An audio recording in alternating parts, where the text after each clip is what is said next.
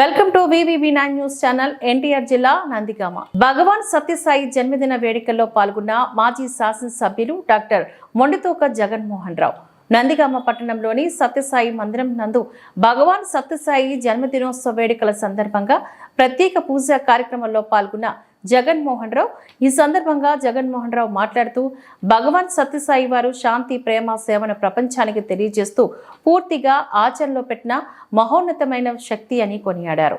ఆయన బోధనల ప్రభావంతో భక్తులు అనేక సేవా కార్యక్రమాలు నిర్వహిస్తున్నారని అన్నారు.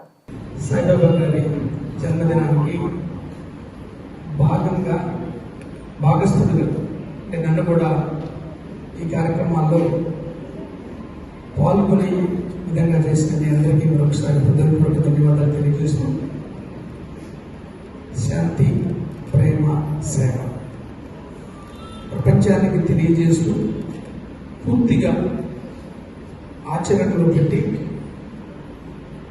ఆంధ్రప్రదేశ్లో ఒక ముఖ్యమైనటువంటి స్థానాన్ని, ప్రముఖ స్థానాన్ని కల్పిస్తూ ప్రపంచవ్యాప్తంగా శాంతిని ప్రేమని సేవని చాటి చెప్పినటువంటి సాయిబాబా గారి జన్మదిన వేడుకలంటే మనందరికీ కూడా సంతోషదాయకం.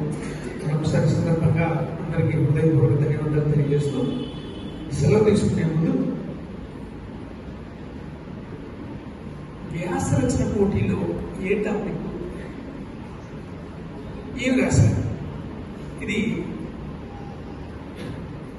వీళ్ళిద్దరూ కనుక మనం చెప్తే బాగుంటుందని నా ఉద్దేశం. నాకు టైం అయినా సరే నేను మీ అందరికీ ముందు పిల్లలు మాట్లాడితే వినాలని ఉంది. నాకు మొదటి నుంచి కూడా కేవీఆర్ కళాశాల పూర్వ విద్యార్థులు మేము ప్రత్యక్షంగా పాల్గొనలేదు కానీ దేంట్లో, కానీ మేము దేన్ని వదిలేవాళ్ళం కాదు. డెఫినెట్గా ఆడియన్స్లో ఉండేవాళ్ళం.